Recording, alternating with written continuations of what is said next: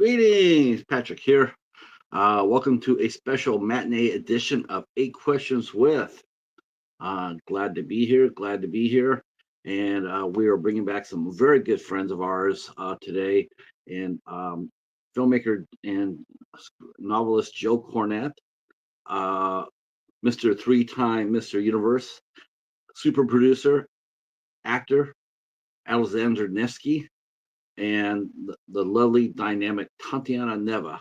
And we're going to be here talking about their brand new Western film called The Wide West. We'll also be catching up on what they've been doing and get some updates on hopefully the next installment on the Rio Bravo franchise. Uh, and Joe and Alexander have started a really kick-ass franchise, and has the first two installments have done very well. So we're hoping to get a little information on the third one. Um, so as always, they're very fun to talk to. The Wide West is again very much like a John Ford movie. They have their family of actors.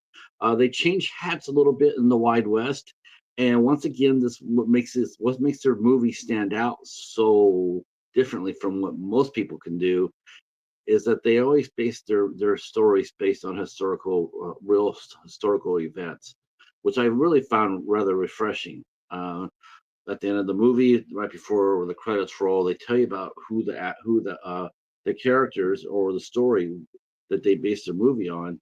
They tell you the story about who it is and what they did. So this movie also, The Wide West, is based on a true story. Uh, Got to thank everybody for yesterday. Uh, that was the first time I've done that for that long, in a very long time. We did a push video for a friend of ours, Barb, from Fear the Talking Head, and we were really pushing hard to get her to 100 subs, and we took her from 77 to 91. Thank you to everybody who came out yesterday and hung out with us. It was a lot of fun, a lot of fun, and yeah, we even got to talk a little bit about our Sharks versus Slock series that we had a lot of fun with this year. Everybody got to catch up on what's going on with their channels, and talked about various movie project, film themes and stories and whatnot. So we had a great time yesterday, and I really enjoyed it. And of course, earlier this week we talked to a band called Prison City Brigade, and that was a lot of fun as well. We are still cooking though. We are well, sort of semi cooking. I'm actually trying to put together July. I've been struggling a little bit with it, to tell you the truth. And well, one of the first things I'm doing is I'm not going to do anything in the 4th of July week, because that's a notoriously hard week to do, to get somebody to come in on the 4th of July. Even the 3rd and the 5th are really hard to have people come in, because a lot of times people are just out. They're doing hamburgers, hot dogs, fireworks, you know, all sorts of fun things. Going to the movies. It's really hard to book. And you want to have some people who have, you want to book a guest that is going to draw some people and have a good show. And so I'm not going to put any pressure on anybody for doing that on the 4th of July. So we'll be back after this show is over. We will be back on the 7th or the 8th of July with filmmaker Matt Trimble, and we'll be talking with Matt about his film Remote. And then we rescheduled our interview with Marcus Witherspoon from I Shot Him Six Times. We rescheduled that for the 9th. And then on the 27th, we had that one booked too. On the 27th, well, actually, we're crossing our fingers on the 19th of July. We're hopefully my friend Gabrielle Westwood will be available, and we'll be doing a watch party of She Is Love. We're going to try to. In fact, we are going to do it. Hell or high water. We're going to do a watch party on the 19th. We're going to do She Is Love, and hopefully Gabrielle, she'll actually be coming off she is got commissioned to do something for somebody. hopefully by that time, by the time 19th comes around of July, she'll already have done it. So, and then the other show we have booked in July, like I said, we don't have that much. We have the ISC Midnights will be here, and uh, and I'm very excited about this. No, don't take this wrong, but I'm very excited about this because we are bringing in a special guest for that night. We're bringing in our good friend Ken from Sledgehammer Horror, and the movie that we'll be covering in July 27th on Sunday. And we will be covering The Clove Hitch Killer, starring Dylan McDermott, Charlie Plummer, Samantha Mathis, and Madison Beatty. Uh, that's supposed to be it's a very disturbing movie, actually. It's very disturbing. As you can tell by the cast, it's pretty strong too. And so, and then with Midnight Society's coming back for a day in July, the Nat will be hosting the Cat. Hopefully, we'll have the Bat to join us. We are also going to be doing an A24 Sunday as well. We're going to be doing an A24 Sunday, and I just got to send out the invite, and I told we're going to figure out what movie that we're going to watch, and then we're going to come back and talk about it on a Sunday. We haven't done one of those in a long time, and we had a lot of fun with them too. Um, it's we did Saint Maud and we did the Monster. It's sort of similar what we do to the ISC show, but this time what we do we just bring people who are more into the A24 family, and then we just chop it up there. Sometimes we might compare it. I personally am looking for that. I'm looking for someone to come up to me and say, "I'm going to do Clash of the Titans with you. You bring your best ISC movie. I'm going to bring my best A24, and we're going to battle." You won't hear me say no. Um, Yeah, I'm very excited about to talk to Alexander and Joe again and Tatiana. Um, Last time they were here, we talked to Joe. He had just published a novel. Last time we had the trio here with us, we were talking about Taken from Rio Bravo, and that was a fun movie. Man, I'm high on that franchise to tell you the truth. I really like it. I'm in some groups on Facebook, and a lot of them are they talk about westerns, and man, I gotta tell you, I never thought I'd be saying something like this, but I look at some of I look at some of the western groups, and all the people in there are just always looking over their shoulder about what was, you know. And to me, it's like, man, I appreciate an older classic as well as anybody. I mean, go look at my channel, right? I just got done reviewing 1955 Carousel. I don't mind an older movie, but what kills me is when I hear people talk about Western films, and they talk about and they're always sitting there saying how boy, but those were the days, those were the days, those were the days. I'm like, no, today's the day.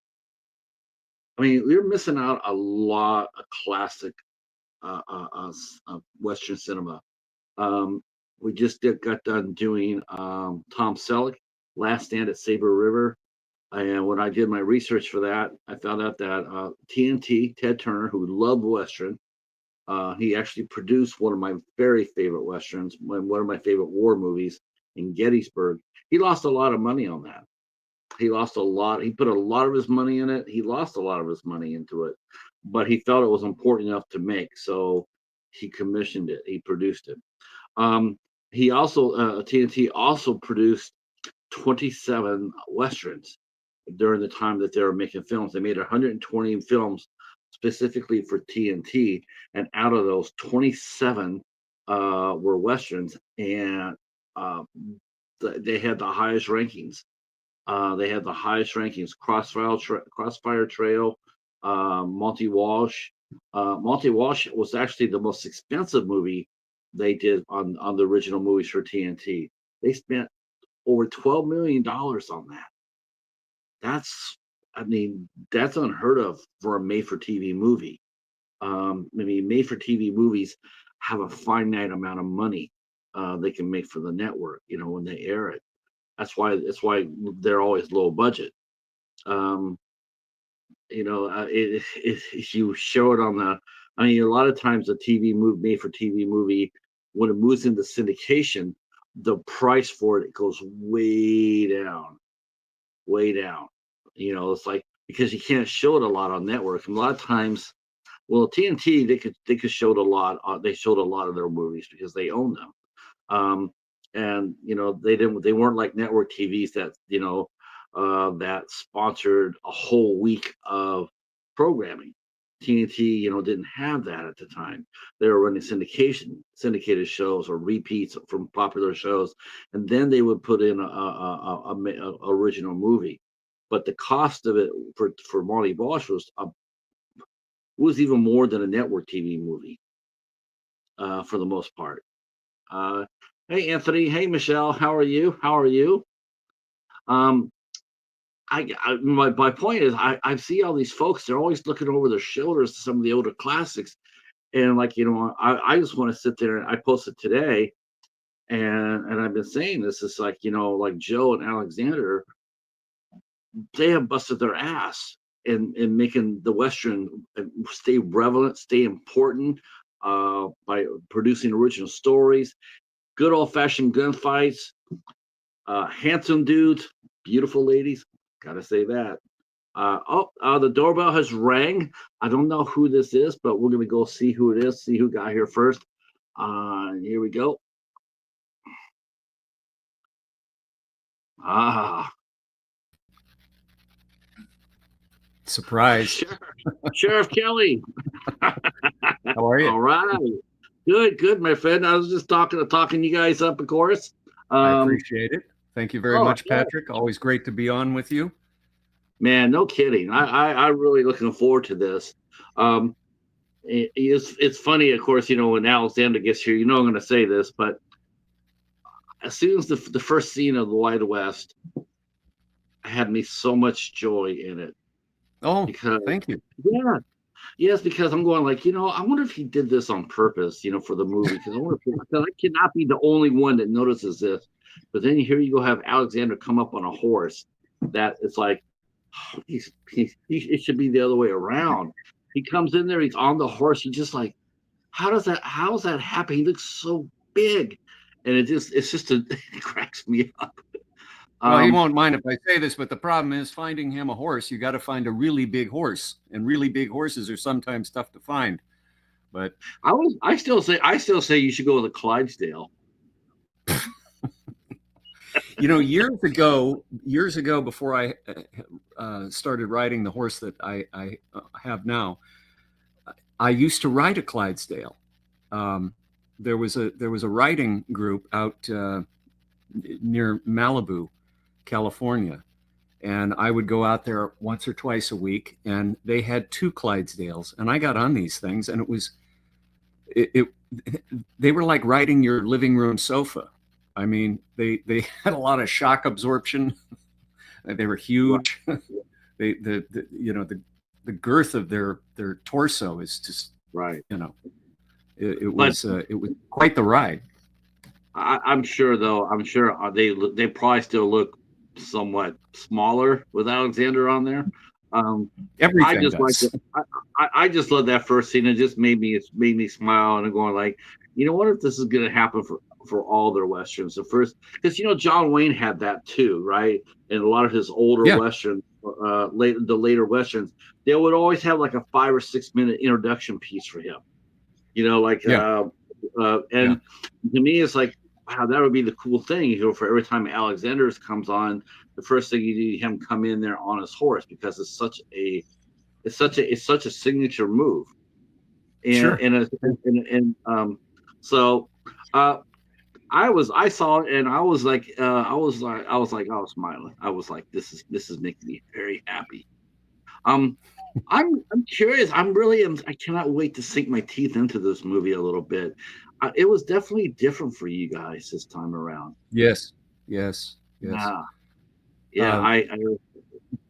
Well, the backstory is very simple. And early last year, 2024, Alexander has a friend of some 25 years, I believe, and he could add more to the story about who this guy is. But Andrew Freund, who was the producer on this, he got together with Alex, and Andrew is the head of the director of USA Sumo, um, and he flies all over the world with these sumo champions. And the Andrew and Alex got together one day, and they were talking, and then it was just sort of bandied about, would it be possible to include the sumos in one of our productions? And indeed, both of them have been in films and television, not the least of which is the John Wick series. And one thing led to another, and the idea was, well, what if we made a Western based on the very real visitation of the sumo champions in 1907, going to see President Teddy Roosevelt. And they would have, taken a boat to San Francisco or Los Angeles, and then, taken trains to get to Washington, D.C. So the idea sort of became, wouldn't it be fun if these guys and their whole contingent got trapped in a sort of a dangerous gambling town?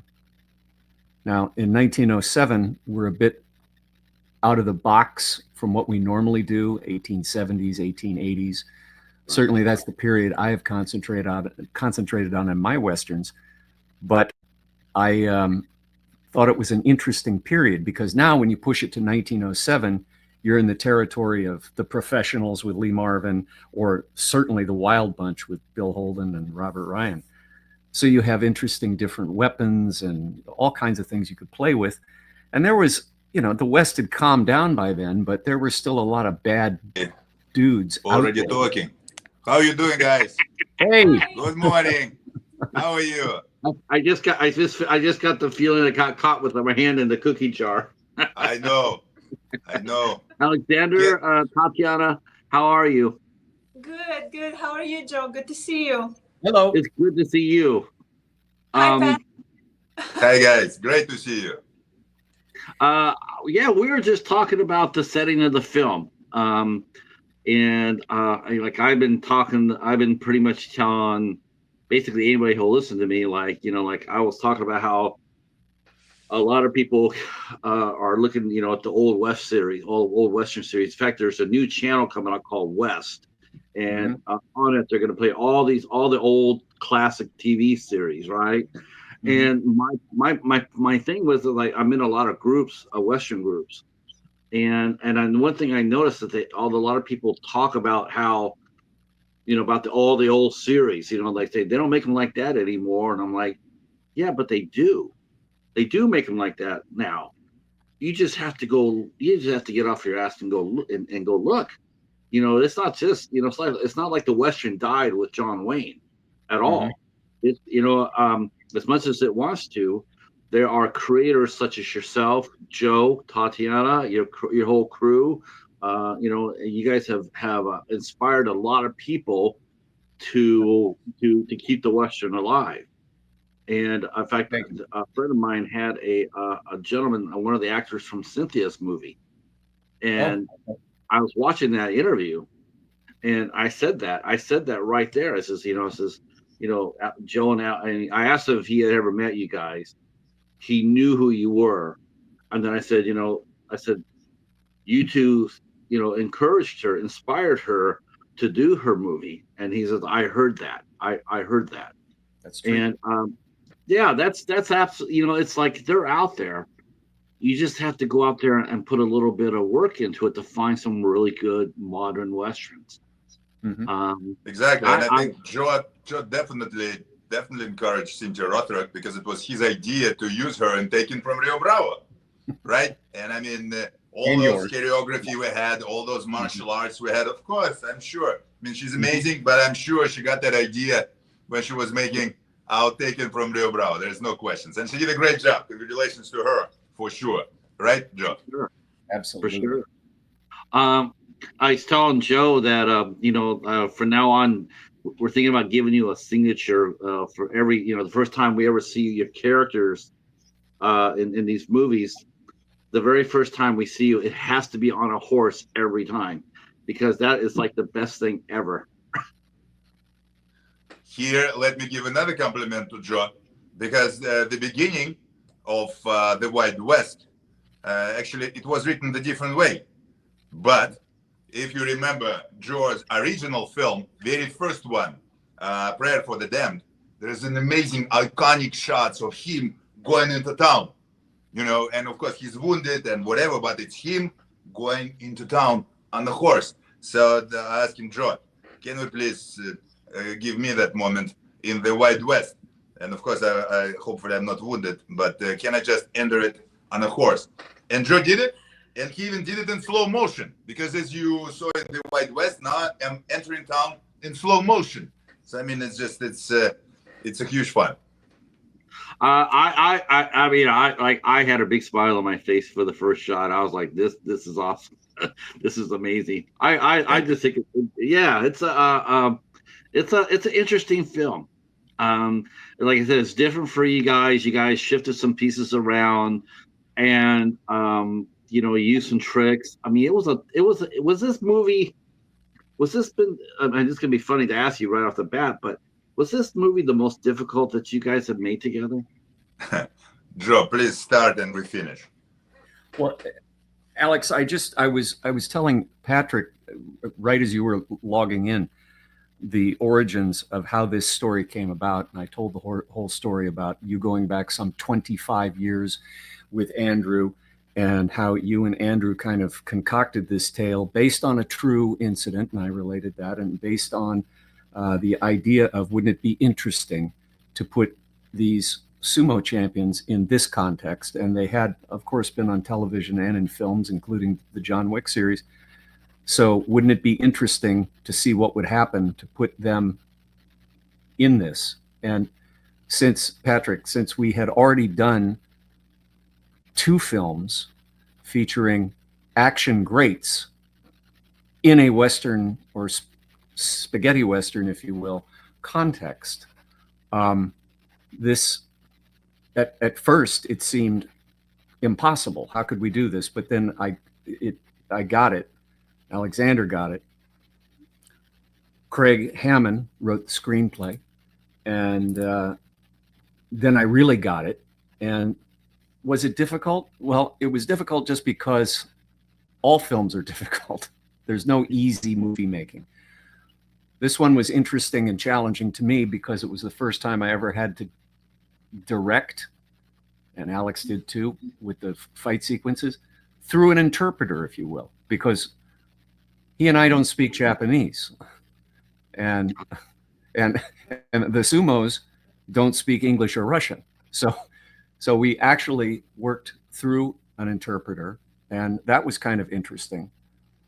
But we also had to follow very carefully the protocol of an actual sumo match. And this is very serious. This isn't just, you know, we didn't want to just film the sumos going after each other in the big match scene. We had to follow very detailed protocol that's been around for centuries. And the same with the scenes with Kaz Kobayashi when he's fighting with the sword. Right.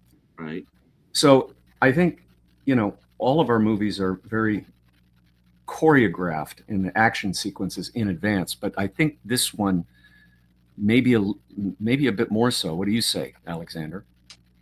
Joe, I completely agree with you. But again, Patrick, a couple of things. First of all, thanks to Joe, all those Westerns we're making, and actually right now it's basically we have an anniversary because exactly 4 years ago we shot our first one, Gunfight at Rio Bravo. Thanks to Joe, it's always fun, Patrick. Yeah, it's not getting easier. Sometimes it's getting harder in many aspects, but thanks to Joe, since the moment we started to make movies together, it's a huge fun, and I'm feeling like a kid, you know, like a kid playing cowboys and Indians. But if we talk about challenges, Patrick, because Tatiana right here, she's not just she did an amazing job as an actress in a film, and you saw it. And she's so beautiful. And thanks to her, actually, people will watch our film because, of course, it's Joe and me with tough guys and huge sumo guys. But I mean, come on, she's the only, beautiful woman in a film. Yeah, we also have Kerry Goodwin and Madeline Allen, but they have smaller parts. And thanks to Tatiana, I mean, she did an amazing job. But talking about challenges, and she will tell you about challenges. She had great wardrobe, and you saw it. Amazing wardrobe. But yeah, I know. But she will tell you about challenges right now, please. Tatiana, first of all, it was primarily about a lot of running back and forth because the scenes they're not shot in order. They appear in the script. So once it's not like you put on a dress and they shoot all of your scenes and then you're free to go. It's basically they're shot in whatever the order that director, producer, line producer have agreed to line them up. And sometimes I had to change like several times to like appear in various scenes that were like going one after another. So it was mostly about like being very fast about it, and it's really hard because those outfits are very elaborate. They're not like modern clothes, like where you like put it on in one move. There's corsets, there's like little buttons like everywhere. They're really hard to actually to actually do anything with because like they're so tiny. And on top of that, it's a movie production, so like some things have to be pinned so they don't move in the wind or when you move. Thank God Christina Goldberg was on set. She was our makeup artist and she's a dear friend of mine, and even though it wasn't like her responsibility, she actually helped me a lot. So she made sure that I was able to, switch in and out of outfits like really fast. But it's been a beautiful experience though. So it was definitely a lot of work, but I honestly am happy that it happened the way it did because it does look good in the end, and that's what matters. The result, that's what we do it for. But let me tell you, Patrick, I lied to you, and I'm really unhappy because on all my movies, and I told about that many times, on all movies we're making with Joe together, I'm the biggest guy on set, the biggest one, the tallest one, and the biggest one. Yeah, Joe is most handsome one and everything, but I'm the biggest one, And on this one, I mean, come on. First, Andrew introduced me to Hiroki, and Hiroki is my height, but he's probably like 250 pounds heavier. After that, he introduced me to Ichi, who is even bigger than Hiroki. So, I mean, it's just my ego. I mean, we will not even start to talk about it. Yeah, but yeah. Sorry to interrupt. I definitely want to say this.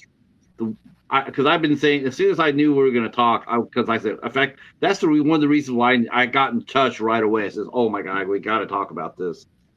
That wardrobe is off the fucking chain. It really is. That's an Oscar-winning wardrobe. I mean, you looked absolutely like a vision. I'm just sitting going like, it was amazing. The wardrobe was like, I was like, wow, this is just blowing my mind how beautiful it is. And and I was going to ask you were those clothes made for you, or did they actually come from your wardrobe? Well, here's the thing.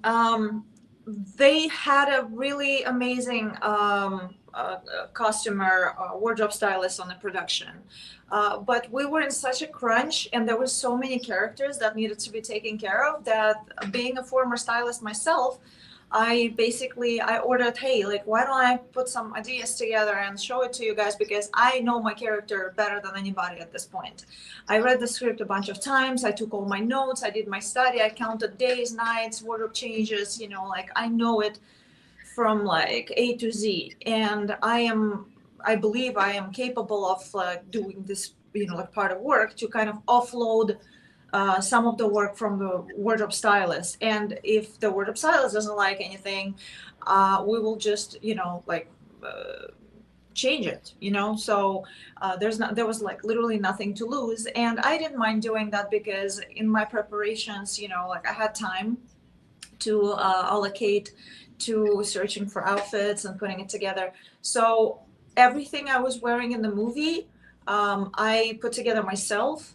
But I actually used to work as a professional stylist years ago. So I got everything approved by Joe and Alexander prior. So every time I would put an outfit together, I would take pictures and I would send it to them, and I would be like, okay, this is day, so this is for this scene, and this is for that day. I'm sure that was the quickest yes in the whole production. What do you think about this? Oh, yeah. I mean, it was that good. I mean, I'm not exaggerating. When I saw that, I'm thinking, I just thought it's amazing because so many movies, they just don't take that enough care to do that. I mean, the last wardrobe that I saw that good was on Cyrano. And that movie cost like $25-30 million to make, and a lot of it went on the costumes, obviously. But that's the best your wardrobe was right up there. I'm like, I wonder if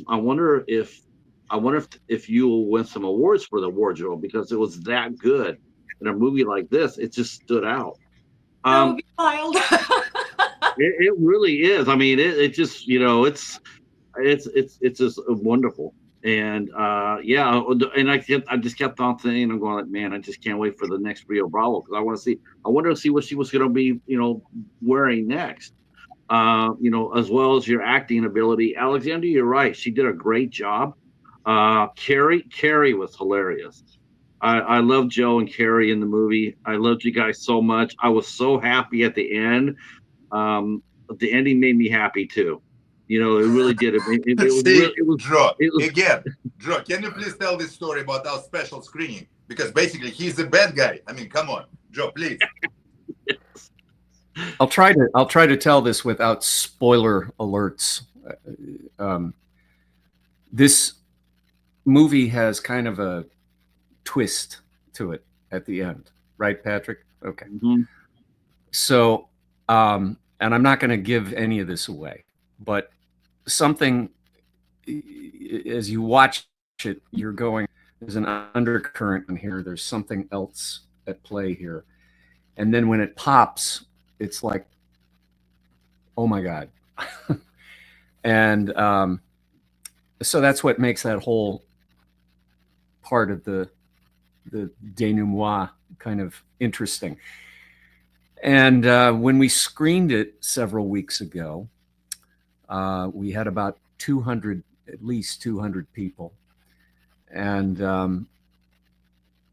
I was, Alexander was doing some press photos with Hiroki and Ichi at the red carpet.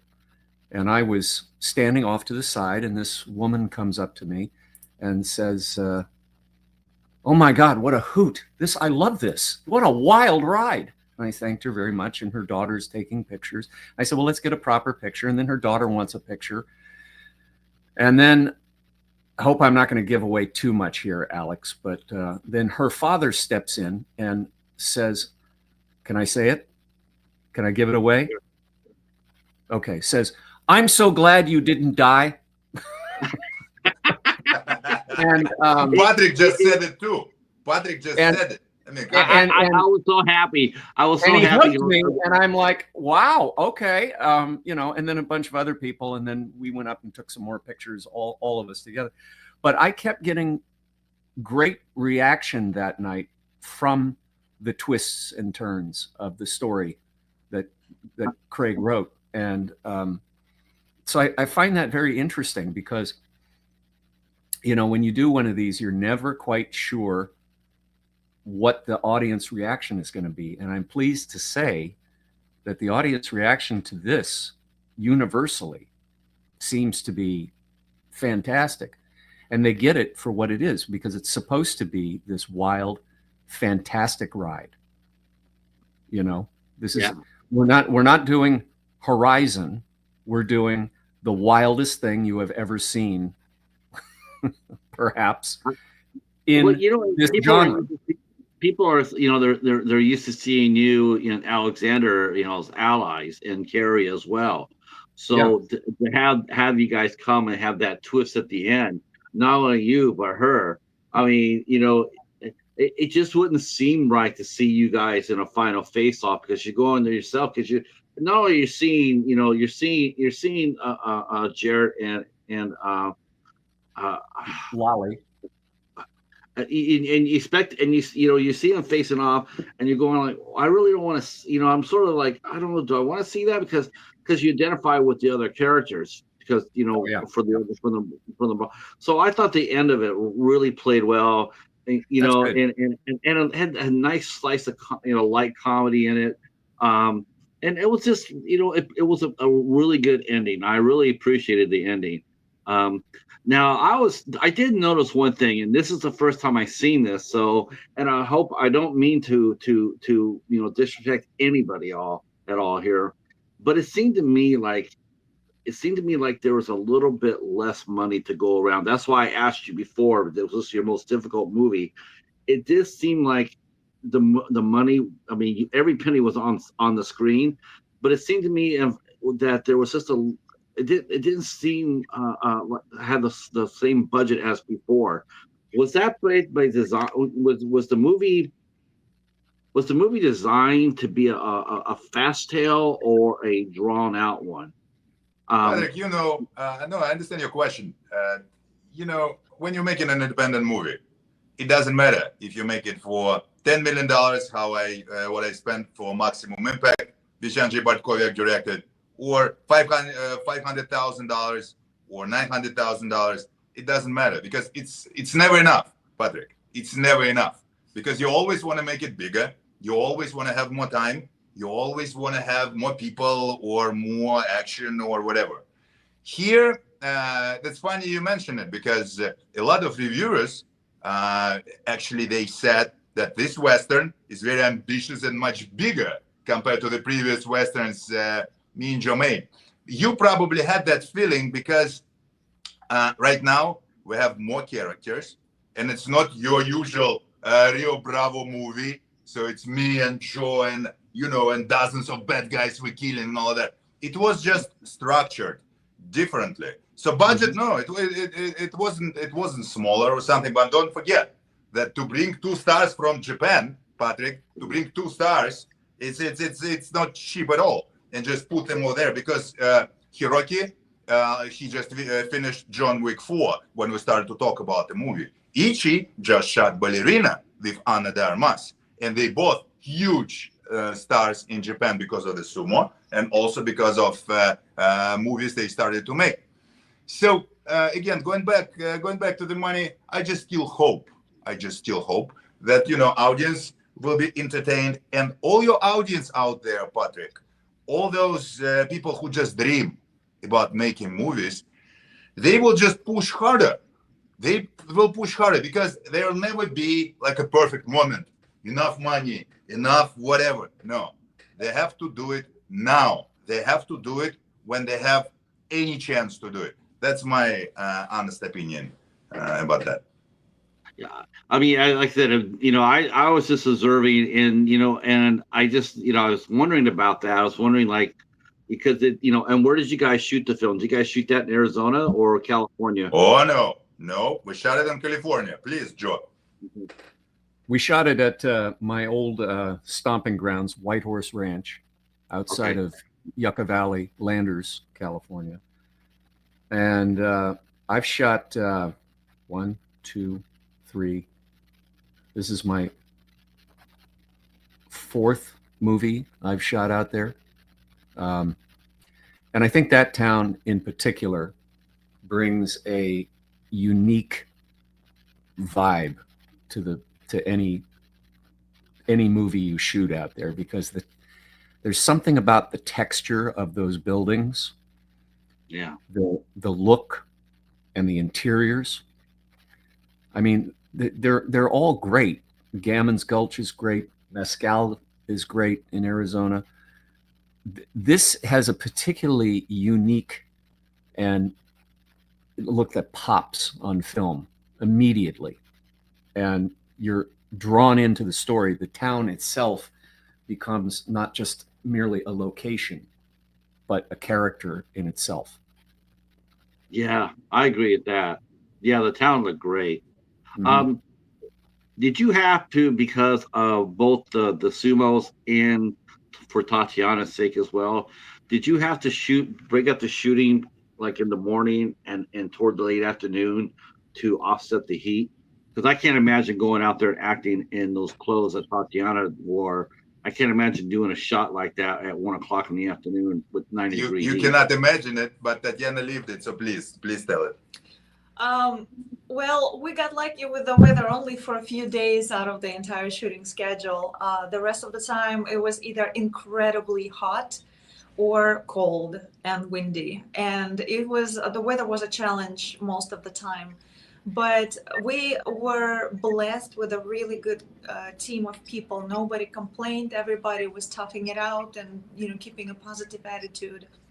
So Joe and Alexander worked together for several productions. What movie is this? It's our fourth movie together with Joe. Yes. So they already have a really good team formed, and they know what to expect from those people.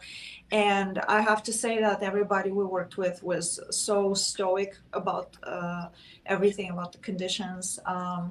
And we just kind of, made up for wherever the weather let us down, like we made up for it with our positive attitude, just still enjoying it. But yeah, it was really hot. And I have to, again, give some applause to the Sumo champions and just note that they were so stoic. They were not even I can only imagine that they were probably, very uncomfortable, but didn't, say a word about it. Didn't even let it show. And we just kind of kept passing each other bottles of water to make sure to keep each other hydrated. Yeah, I gotta say, it was challenging. And then there was one scene where I was wearing a hat and walking in the street. Yeah. And I was I asked Christina Goldberg to help pin the hat to my head. I said, nail it if you have to. Is that how you did it? Because I saw that scene, and I was just, it's just man, this is just amazing. It's something else. I'm telling you, there were so many pins in my head. There's no way I would be able to go through the TSA at the airport. Oh my God. And I was sneaky, Patrick, because I was in this scene, but I didn't have a hat. I had it in my hand. Yeah. I had it in my hand. And that's how I walked in, because it was very, very windy. I just put it back just for a second in the end of the shot. But poor Tatiana, she was going through, and everything. But again, going back to your question, yes, of course it was challenging for everyone, but it was also huge fun. And it doesn't matter, if you're an American or Russian or Japanese or Canadian, like great Nick Bailey, who played the judge, right? It didn't matter, because we all worked like a team. And talking about the team, it was Joe who introduced me to Sam Wilkerson and Corey Brown, and their team, and they worked with Joe on Promise, on his Great Western Promise. And we use this team now in every movie we're making. And of course, we're using part of my teams. We're using Art Camacho, who is a great fight choreographer. We're using Cody Miller, who is an amazing editor. And of course, Sean Murray, amazing Sean Murray, who actually introduced me to Joe right after the pandemic in 2020. It was Sean. And Sean, not just writing music right now for all the movies we're making and for everything else he's doing, but also in the Wild West. Of course, he got killed. He always getting killed. It's a different story, but at least he had some lines. Yeah. So right. Yes, we had a great team. It's interesting. One thing I noticed about this movie as well. We're talking about Joe's switch, right? Everybody's talking about how Joe, But we really got to talk about Max, because Max is not like the usual character you play either. Max has some shades. You know, he's not just a white hat. He's more like a gray hat. You know, he's like, yeah, I'll help you, but it's going to cost you. Unlike Ivan, who we met, Ivan would have, you know, he's going to come help you. You know, if you need help walking across the street, Ivan's going to be there to walk you. But Max would be sitting there going like, yeah, it might cost you $20 for me to walk you across the street. How did you prepare for the character Max? I mean, did it feel a little strange playing a character with some different shadies than you usually play? I'll tell you a couple of things, and after that I will need Joe to talk about that as well, because it was him who pushed me to go even more into that direction. But just to start, first of all, I really like Charles Bronson in Red Sun. I really like him. And if you remember Red Sun, Charles Bronson is a little different over there. He's a little different. He's not just stoic, hard-boiled action hero. No, he's different. I mean, he still can shoot the gun, whatever, but he, you know, he's kind of funny. He clearly having fun with that character. It was different for him. And that was an inspiration. Plus, as you just mentioned before, of course, me and Joe, I mean, we known, now me, definitely Joe was known before for his Westerns as well, but me, I'm known for Rio Bravo movies, right? And in Rio Bravo, Joe was successful to portray me like a stoic action hero. I mean, Russian Schwarzenegger of the Wild West, if you want, you know, Wild West, right? So yes, you don't have to pay me. You just, you know, you just whistle, and I'm right there saving the day, you know, and all of that. Here, Max is different, and you're absolutely right. And he's saying many times that, you know what, danger is not my thing, really. Yeah, he's a big guy.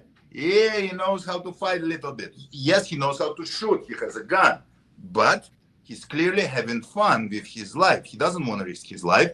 And if we talk about real life for a second, just for a second, I mean, it's very easy to relate, because, you know, just to put your life on a line for people who you just met a day ago. I mean, I have huge respects to cops and, you know, firefighters and all of that. But if we talk about real life, or about regular person, and it doesn't matter if it's 2025 or 1907. So I was trying to show this guy differently, so people will not feel like it's another sequel for Rio Bravo. And Joe actually was the one who, of course, I was a little afraid about that, Patrick. Of course I was. Because in all my previous action movies, I also played like the guy who's ready to save you right away and will never ask you for money for that, whatever. So me and Joe, when we had discussions before the movie, and actually when we shot those scenes, when I'm saying no to the judge in front of the lady, beautiful lady, you know, I was talking to Joe, and Joe told me, you know what? Don't worry. Just trust me. Just go for it. It will work. Trust me, it will work in a movie. And your switch in the end will work even better. So Joe, please tell Patrick and his audience about my fears and how you work with that. Well, I don't know that it was fear, but it was, you know, we all have a type, which is our brand. I mean, everybody has in this business has to some degree, unless you're just a straight character actor, which is really tough to do. But everybody has a brand. Jack Nicholson has a brand. Clint Eastwood has a brand, you know. And Alexander's brand is the brand of hero, and which is a great brand to have. And I think that if there was any reluctance on his part, it was to put himself in the context of a self, and he's not really self-serving, but I use the term self-serving character because he bargains with the townfolk for what he is going to do for them. And I think that when we had that discussion that you were talking about at the poker table, and I said, look, here's what we need to do. And I think he got it very quickly because he realized that he had to play it that way. This is not Ivan in the previous two Rio Bravos. This is not the guy he was in Black Rose. So he had to go into territory that, was he reluctant to do it? No, not at all. But it's new territory, which makes it great. It makes for great drama. It makes it very interesting for the audience, especially when you turn something on its head, like the character that you are known for, and all of a sudden you're you are an anti-hero. And of course, we see his arc throughout the movie, and by the end, we realize that, actually we realize it fairly early on, that he's a decent, moral, guided individual. And that comes out in a lot of scenes with Tatiana's character. The one in particular that I could think of, where they're talking in the saloon. Check that scene out. Good scene, strong scene.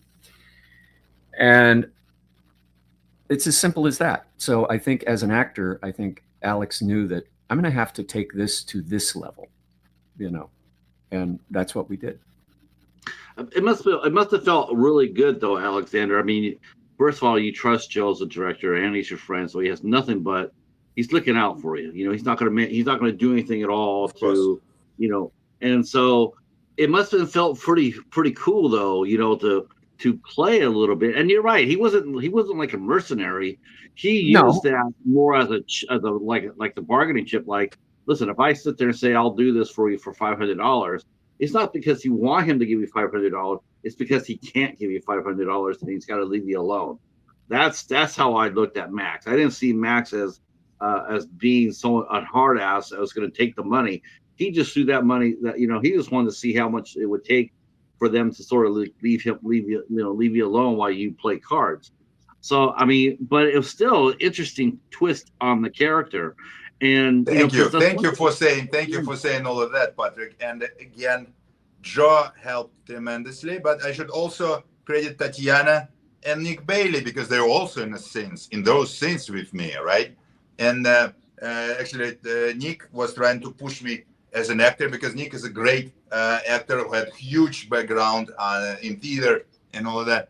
And Tatiana saw how it's not that easy for me, and said, you know what? Don't worry. You will kill all the bad guys in the end anyway.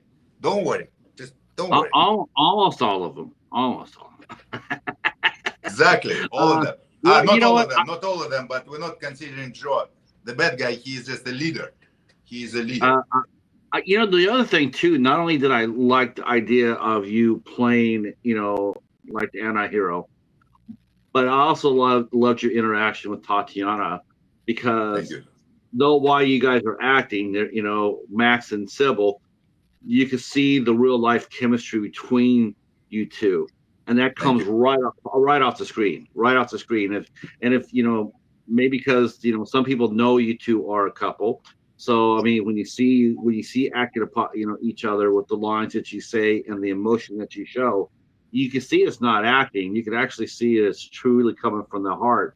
And there's been other actors in that position where they've acted, where they've been involved with each other or married to each other, and you play them against each other. And it is a magical moment when you know that those people they're not saying words, they're not saying a script, they're saying from the heart. And I saw that in the Wide West with you two, and I gotta say it was pretty awesome. Thank you. What was it like for you two? Was this the first time that you've ever played against each other as romantic leads? As romantic leads, for sure. We were together in Taken from Rio Bravo, but it was just a small. Compared to the Wild West, it was small scenes. But how did you feel? It felt very organic, very natural. I feel like maybe part of the reason why it was tailored that way is because when you have real life chemistry, I feel like it's a huge asset for the production value, because real chemistry is really hard to fake. Because like, even if you're a great actor, there's still such a thing as energy and micro expressions and stuff.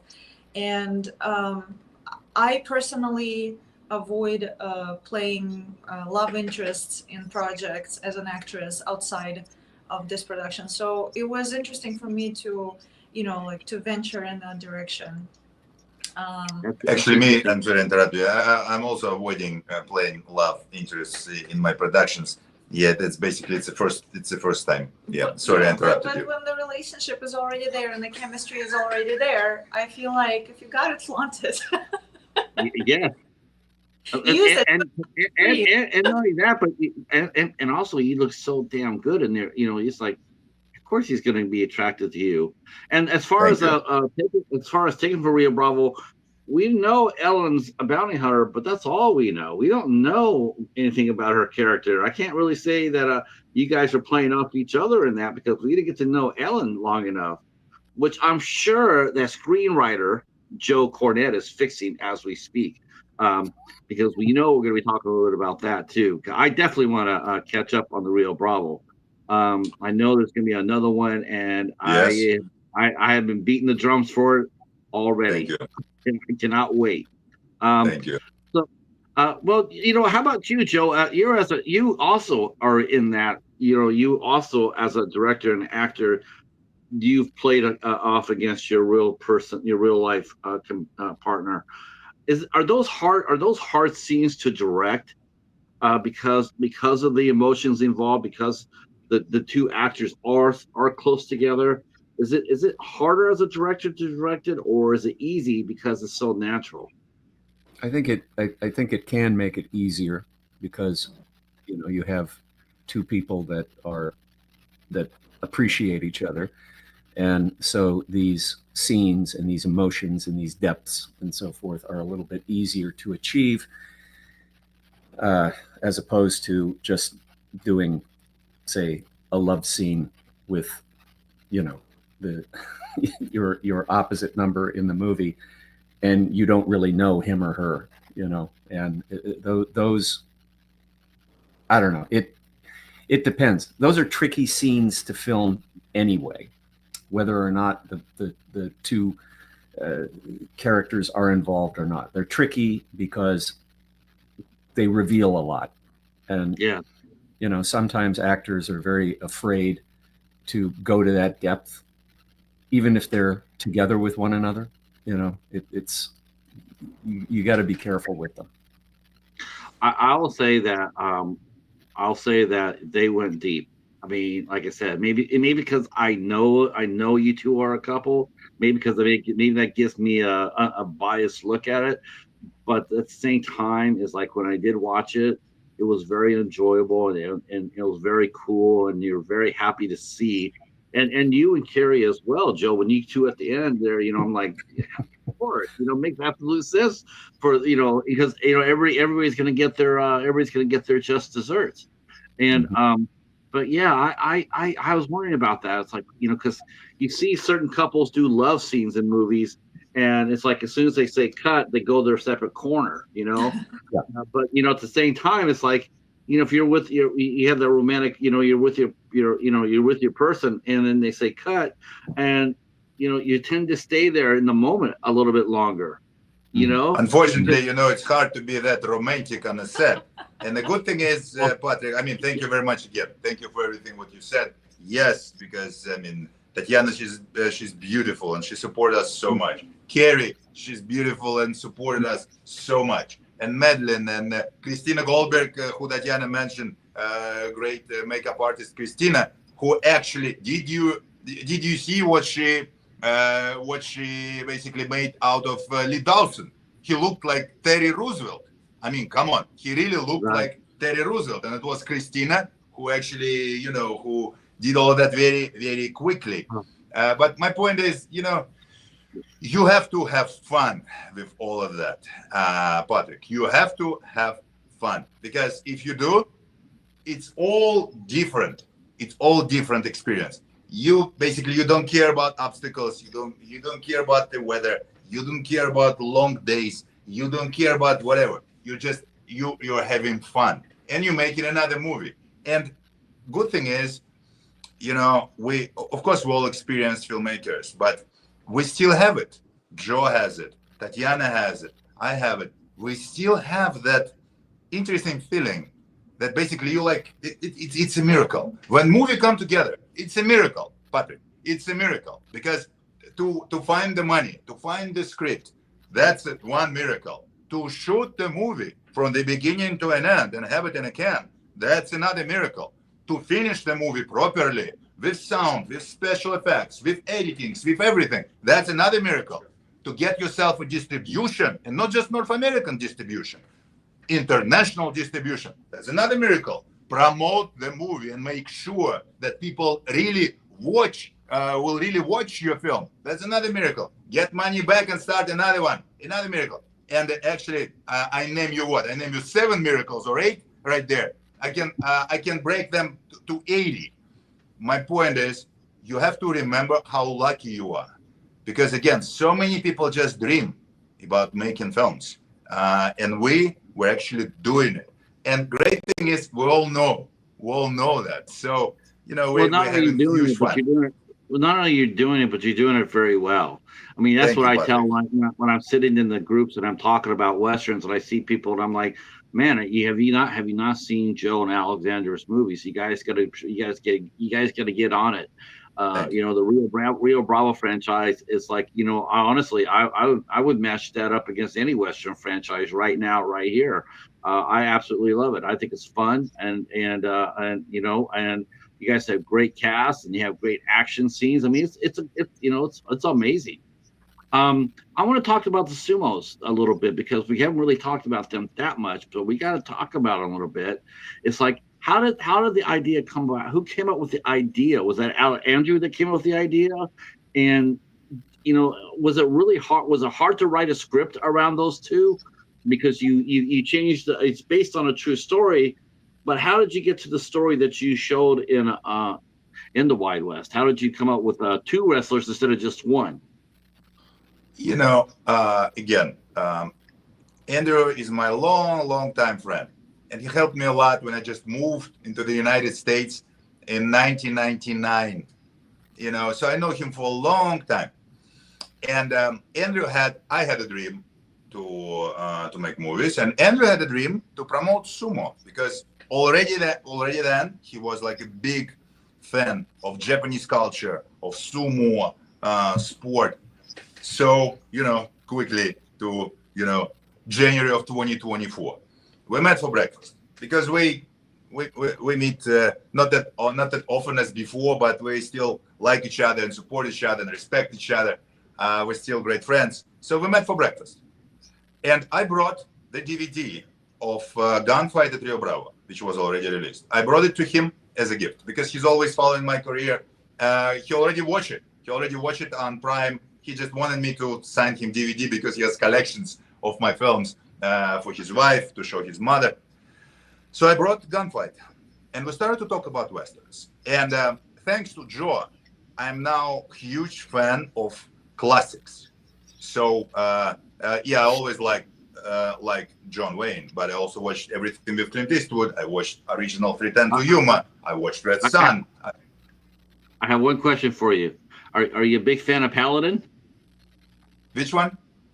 Are you a big fan of Paladin? That was a big TV fan, series. but yes, of course, Yeah. of course. Yeah. Okay. Of course. I was just testing you, Joe, because Have Gun Will Travel. That's right. Exactly. But my point is, when we start to talk about Westerns with Andrew, we start to talk about Red Sun. And Patrick, every time when you see sumo wrestlers in Hollywood productions, it's all Andrew who actually managed them, who choreographed their fights. Members of a Geisha, Ocean 13, John Wick and John Wick 4. Every time when you see sumo wrestlers in big productions, it's all Andrew who is basically connecting Hollywood to professional sumo, because he's also director of USA Sumo, which is a very big and great organization. So we spoke and I asked Andrew, your guys, they always make cameos in movies, Hollywood movies. why shouldn't we do something so they can have starting roles? And of course, Andrew, first he was, guessing it and everything. I told him, meet with Joe. Just trust Joe, because Joe was the one who actually put Russian bodybuilder into the Western, and it worked. It worked, Patrick. So that's what happened. So a little later, I introduced Andrew to Joe, and Joe, for his credit, he was probably he had some doubts and everything. He never spoke to me about that. He was open to the idea, and we spent hours. Remember, Joe? Hours in Via Lauren after a restaurant, and after that in Grand Havana. I think 4, 5, or 6 hours total. Joe was talking to Andrew. He was talking to Hiroki through Andrew, and was just getting his ideas, and that's how it all started.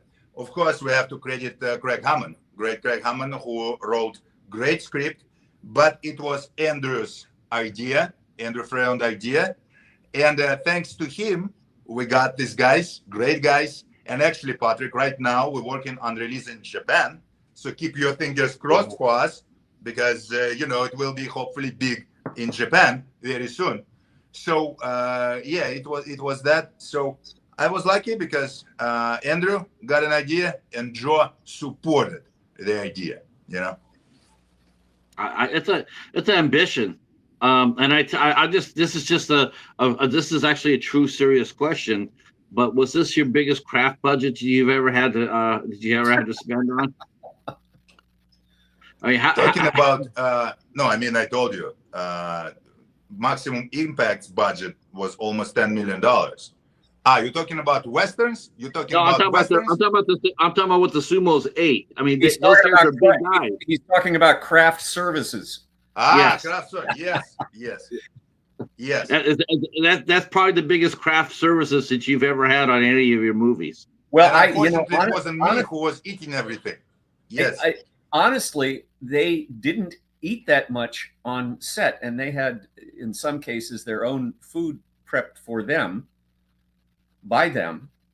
But the amazing thing was to watch them when we were initially meeting together, all of us, and watch them meet at 12 noon at one restaurant, eat huge amounts, plus a dessert, move to another meeting place where they serve food, and 2 hours later, they're ordering more meals, more desserts. Is it right? Yeah, and a couple of times I made a strategic mistake when I asked Hiroki, because he speaks English a little bit. Asked Hiroki, maybe another dessert? He said, yes. And after that, he asked for menu, and he ordered, another probably 6 or 7 desserts and everything. Yeah. So, I mean, that was fun. But listen, I also made a strategic mistake when I was 14 years old and became a model. I should have become a sumo wrestler. I would have eaten a lot more desserts. Oh my God. They're doing it. Actually, we all made this mistake. I mean, come on. Yeah, well, I'm glad that's a mistake that Tatiana did not make. I'm glad you did not make that mistake, Tatiana, because we would all suffer for that. We're glad you are exactly who you are. So I mean, it was you guys got. So did they do the John Wick movies before or after? Who got them first? You or the guy who did John Wick? John Wick was first, right? Hiroki was the first one, and Ichi joined us a little later. And as I told you, Ichi just shot Ballerina with Ana de Armas in Eastern Europe. And after that, he came to shoot the Wild West. Yes, but as Joe said before, and as Tatiana said before, they were like samurais, Patrick. Like samurais. They didn't care. I mean, of course, it was hard for them. It was heat and then whatever. Never complain. And actually did a good job. And I was asking Joe a couple of times, of course, secretly, so what do you think about their acting and everything? And Joe told me, great. It's just great. Yeah. Did you keep them? Did you keep good them on the movie? I was going to ask, did you keep them in the saloon? Was that a strategic idea, Jill, to limit their exposure to the elements outside? Did you keep them inside the saloon? No, because there's no air conditioning in that saloon, so it doesn't matter if you're indoors or outdoors. But that was all in Craig's screenplay. That was all in the screenplay. Okay. Because I was wondering that, because it just looked, when I saw, because I saw it was so bright and sunny, and you just knew that it was hot, and it's like between Tatiana and then the two actors, I'm just thinking to myself, that's why I asked earlier, did you shoot strictly in the morning and then strictly toward the evening? How long did it take for you to shoot their I guess their match? What went into that to set up that scene? That was probably the most difficult scene to shoot of the movie, right? It was difficult, but it came out well, and we lucked out that day weather-wise. We actually shot that scene towards the afternoon, late afternoon, as I recall, and we had we shot that during the time of year where we had long days, so. And we lucked out with the weather, but it was getting that arena just right to the specifications that Andrew, as the advisor of all this, wanted, and tamping down the dirt and everything. That scene took most all of the afternoon, isn't that right? I think so. Yes. And you got it done just one afternoon? That's incredible. Well, when I say one afternoon, I'm talking, 4 hours, right? So, I don't forget that they rehearsed a lot. They rehearsed a lot. and these sumo fights, most people don't realize they're very concentrated and they're over very quickly. And I know this because when I was a little boy living in Honolulu, I used to watch the Japanese TV station all the time, and because I wanted to watch the samurai movies and I wanted to watch sumos. And I remember, because my first exposure to sumos had been, of course, in James Bond, You Only Live Twice, and The Man with the Golden Gun. And I remember thinking how rapid these fights were. And we tried to portray that in this, but leading up to it with the ceremonial sand that they throw into the ring, and they come to each other, then they back off, and they come in again, and then they throw the sand, and all of this is just marvelous. But it's a very violent, quick clash of two guys that weigh 565 pounds each. So you could see why they're very quick fights. Yes. It's not like Alexander having a fist fight with Matthias or somebody else, and it's big and it's huge, and there's these guys probably couldn't sustain it, because they're so huge. I don't know. Speaking of that, I was going to tell you, Alexander, I know you're friends with Rolf Mueller. I saw something that I had not known that he had done in this country. I had no idea that he played Conan the Barbarian in a TV series. I don't know where the hell I was. I didn't know that. You found it on Sumo, right? I think it's on. I want to say it's on Tubi. It might have been on Sumo too. And it's on Sumo. Yes. And I did not know that he had done the show, but I knew that you're close friends with him. Going like, I did not know that.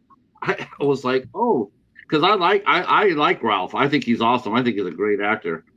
You should check those TV shows, because it's a great TV show. It was shot, I think, in 1998 and 1999 for USA TV channel for America. They shot like 22 episodes, and Ralph is in amazing shape and doing a great job as an actor. I mean, it's Conan. It's Conan. It's very close to the Howard books and all of that.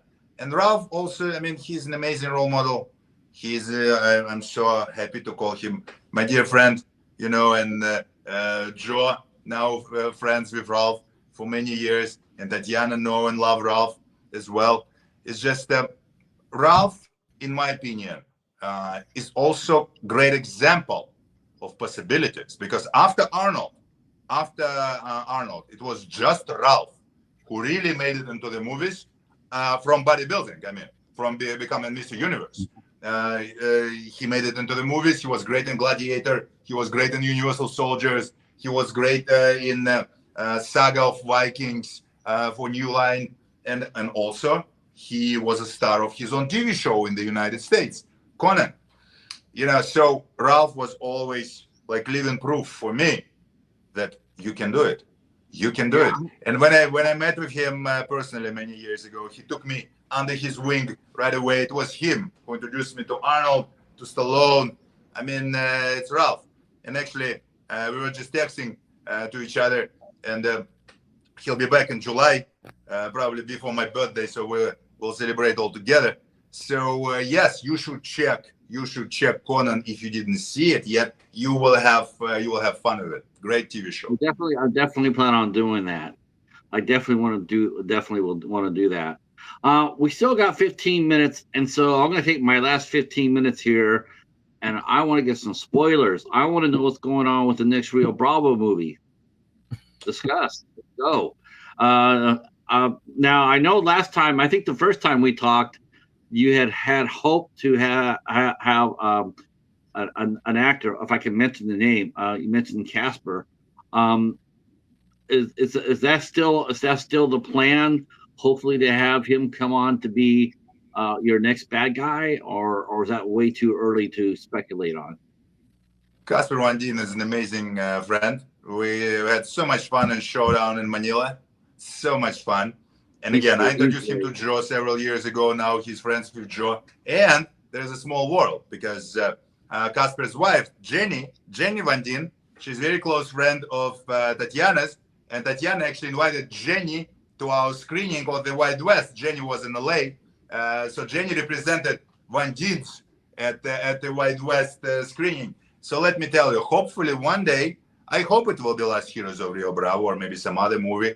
It will be not just Casper who will join us. It will be Casper and Jenny who will join me, Tatiana, and Joe in the Western. To answer your question without any super spoilers. But if I talk about Last Heroes of Rio Bravo, it's funny because me and Joe, we just met recently. Right now he's in Pasadena and we're in Beverly Hills.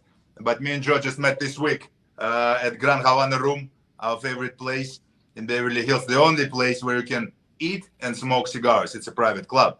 And we were discussing Last Heroes of Rio Bravo, and I just hope that will be our next project, because finally me and Joe will not shoot at each other, like we did in the Wild West. I know you were upset about it. Yes, that's right. And we'll all start to kill bad guys together again. And Tatiana and her Helen character will join us. So you can imagine, one huge guy, one talented, handsome guy, an amazingly beautiful woman.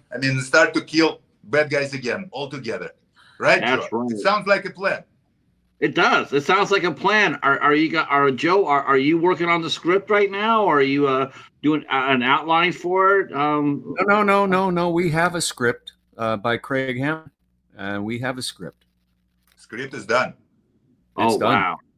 It's ready to roll. So you guys are entering? Are you guys basically you're entering pre-production then? Mm-hmm. What we're doing? Yes, what we're doing, Patrick. Again, if I talk about business side of all of that for a second, when your film is out, you're not done. You cannot just jump into the other movie. First, you have to make sure that your film is released, promoted, and not just in North America, but everywhere. So that's what we're doing now. Probably for another month, we're pushing a movie. We're promoting a movie. And by the way, thank you again for all your support, and thank you for inviting us, and thank you for supporting all our movies. Thank you very much for that. You guys are a hell of a lot of fun. You guys are. Thank you. And I tell people all the time, you're like the most generous superstar I know. You really are. God bless you. This is how it's supposed to be. This is how it really is. This is how it's supposed to be. You're so generous with your time, and you're always. I just love the way you give credit to everybody. You give credit to everybody but yourself. I just want to tell you, big man, take some of that credit for yourself because you deserve it. You really do. Thank you, Patrick. I've been a fan ever since I saw you in Manila. I've been a fan ever since then. I have that. I have Black Rose. Yeah, I've been an Alexander fan for a long time before you and I met. Thank you. But now I'm yeah. your fan. I'm your fan right now. Yes. And I appreciate everything what I said before, Patrick, I meant it, because I know you're really helping. You're really helping not just us. You're helping other independent filmmakers. And you know, it's not even easy when you have a studio movie to promote a studio movie with a huge marketing budget. It's not easy at all. But to promote independent picture, you know, you really have to be creative, and you really have to have help from people like yourself. So that's why I said thank you so many times, and I will say it again. Thank you very much. And what we're doing now, we also should thank Sumo, because Sumo is an amazing platform. XumoPlay, basically, it's Universal's answer to Tubi, because Tubi was really heavily promoted by Fox Entertainment. They bought Tubi, and they basically put Tubi on the map over the last couple of years, right? Now Tubi making even their original content. So Universal bought Sumo, and starting last year, they push XumoPlay very hard. So our film, The Wild West, right now, it's exclusively on XumoPlay. It will be movie of the week. It's a movie of the week. This week they chose, yes, our film out of, thank you for reminding me that, out of 150,000 titles, Patrick, they chose our film as a movie of the week. You know, in September, it will be released on VOD and all the digital platforms in North America. And hopefully all international deals will be made before American film market, before November of this year. And Japan is a different story. I hope before the end of summer, we'll get a nice deal in Japan. So to answer your question, we cannot just jump into, we want to, but we cannot just jump into the last heroes before we know as producers, because Joe is one of the producers. We produced together before we know that we did everything what we were supposed to do. Because Patrick, it's not like a super hard thing to do, but it is. And to do it as a business, there's never guarantee, but there's only one guarantee. You have to do everything what you have to do. And if you did that, that's already, you know, huge thing. So that's what we're doing. So for another month, you will hear more about us, because we're pushing the Wild West. That's what we're doing.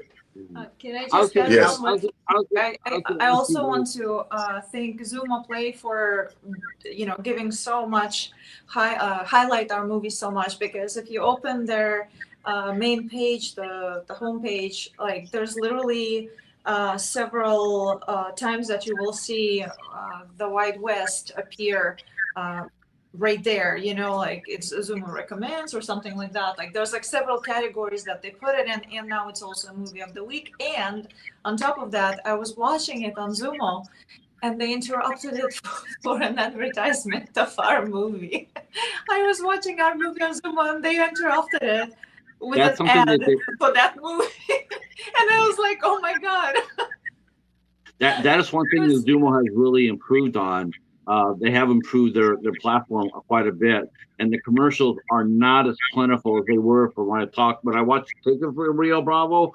Man, they had too many commercials, and they had them at the wrong time in the movie. But someone actually took some time now, and when I watched it on Sumo, the commercials came on at appropriate times.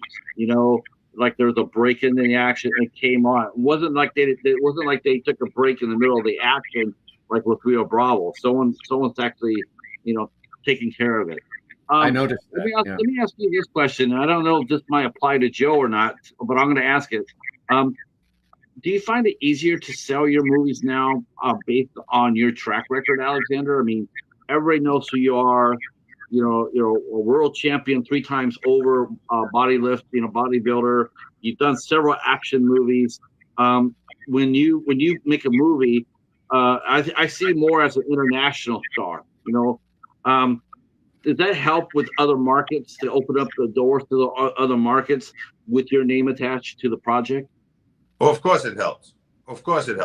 And I don't want to look like I'm not modest or something, but of course it helps. And by the way, when I met with Joe in Grand Havana, I just gave him the list of countries who bought Gunfight at Rio Bravo. 32 countries, Patrick.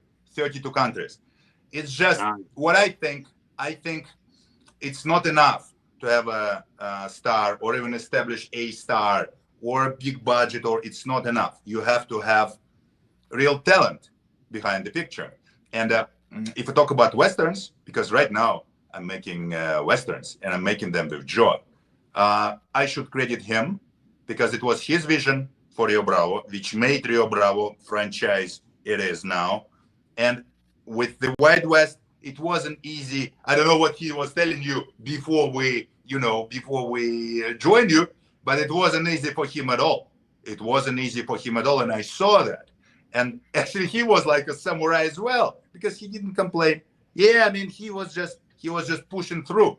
Because can you imagine? I mean, he had actors. At least my English, of course, it's not perfect, but Joe now understands me a little bit, right?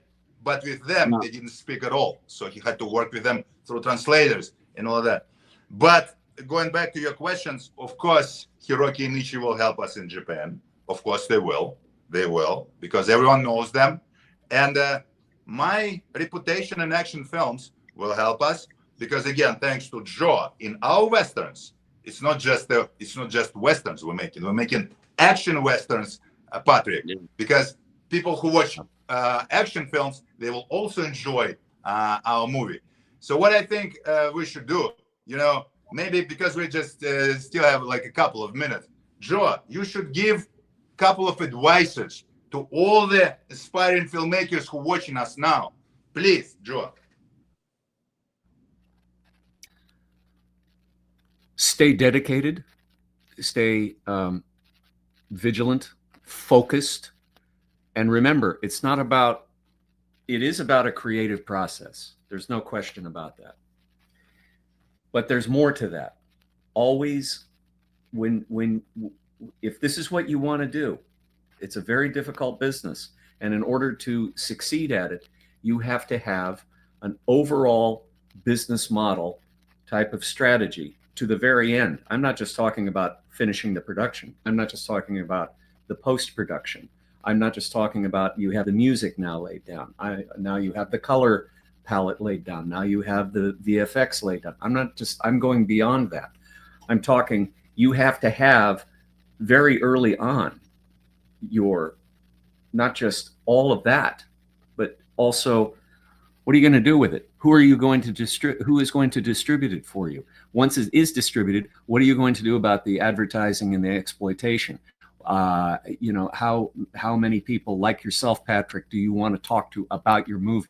So it's a big picture. It's not just creative and having fun and riding horses and shooting guns in a Western setting with your pals. It's a serious, serious venture, and never lose sight of that. You got to have the discipline and the fortitude to see it through to, I'm going to say, the very end, but there is no end, because like Alex just said, here we are. The film has come out, but still we're working. We're working on Japan. We're working on other foreign markets. We're working on the VOD release. So it continues. It goes on, and just be prepared for that. But if you have, if you have that discipline and you have that drive, and most importantly, if you have a love for it, you can get it done. And I encourage everyone who is serious about it to do just that, but stay through the course of everything. Don't just think just because, it's done and it's edited, I got a movie, now come watch it. Doesn't work that way. No. Well, you're going to say something?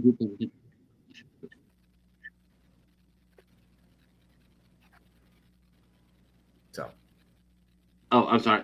Tatiana, did you want to say something? I'm sorry. I was trying not to step on. Please give a couple of advices as well. Come on. I just wanted to say, very well said. I don't know if I even have anything to add to it. Joe basically just told you the blueprint for succeeding at anything, really, not just the film industry. I heard this expression years ago. I don't remember where I heard it, but it was some sort of motivational speech, and the guy said, you got to get in the line and stay in the line. And it stuck with me. get in the line, stay in the line, because there will be times when it's going to be easier. Sometimes things just align. Things that we got lucky a lot on this project where a lot of things aligned, you know, like, and happened exactly right. Like one day we had to reschedule and push it back by one day. And that exact day when we ended up not filming, it was a heavy rain. We wouldn't be able to film anyway. So if we would have shown up. So sometimes things just align perfectly, you know, like with minimum, well, not minimum, but like without like extra effort. There's never like minimum effort in movie industry. I don't want you to think it's going to be like easy. Sometimes it's just going to be easier than others. And sometimes it's going to be so hard, it will seem impossible. And in those situations, I would say, aside from Joe already covered, get yourself a good team, because it's not a solo project. No project in the movie business is a solo project. Get yourself people who believe in it as much as you do, who are as passionate and dedicated as much as you are, who are as hardworking as you are, who will have your back. I mean, you gotta treat it almost like you're going to war with these people, you know, like they're your comrades, you know, like they're the people who are going to have your back if something goes wrong. And on a movie set, something will always go sideways, and you have to be able to have a plan in place, but you have to also be willing and able to improvise. And it's not just covering the acting aspect of it, it's covering the production aspect of it. You have to be quick on your feet, think fast, move fast, have solutions, be resourceful. And yes, absolutely, have people who support you and who have your back and who are just as you are, solution oriented, positive, and resourceful. And when you have a team like that, challenges arise, but you manage to pull through. So and most importantly, for everyone out there, watch The Wild West on XumoPlay and watch Patrick Show's 8 Question with more often, please. I can't think of a better way to end it. So we're going to hit our button right here. I want to thank Alexander, Tatiana, and of course, the mighty Joe Cornet for coming out and talking about the Wild West. Once again, it's always a pleasure to talk to you, and we'll be looking forward to the next time. I know that, and you're right about promotion. I mean, you're absolutely right. You got to get out there. You got to beat the feet. A lot of filmmakers, a lot of actors do that too. They wrap on a project and they move to the next one without promoting the one they just came from. Can't do that these days. You cannot do that. You have to get out there. You have to do promotion. You have to do podcasts. You have to do local TV news. You have to get out there. You have to, because no one's going to push you, especially for an independent movie, because you don't have the studio behind you, backing you. You got to do it yourself. And if you don't do it, nobody else is going to do it for you. Mm-hmm. So, and certainly not do it for cheap. So you got to get out there and you got to bust your chops and get out there and getting your name out there. But yeah, The Wild West is on Sumo TV. That's a Comcast Universal. It is free. You can watch the movie for free. Head on over there and do that. I put the link in the description box down below. So there's a link there. You can go check out The Wild West. As far as me, I'll be back tomorrow night at 8 o'clock on Ben's channel, Cadaver Club. And he and I and Mary will be talking about a movie called Anything for Jackson, which is a supernatural thriller. We'll be talking about tomorrow night. And that will wrap up June. So thank you for showing up. Thank you for the people in the chat. I appreciate it. If you guys could just stay there for 1 second, I'm going to say goodnight to everybody else. And we'll see you tomorrow night over at Cadaver Club's channel. Thank you. Thank you.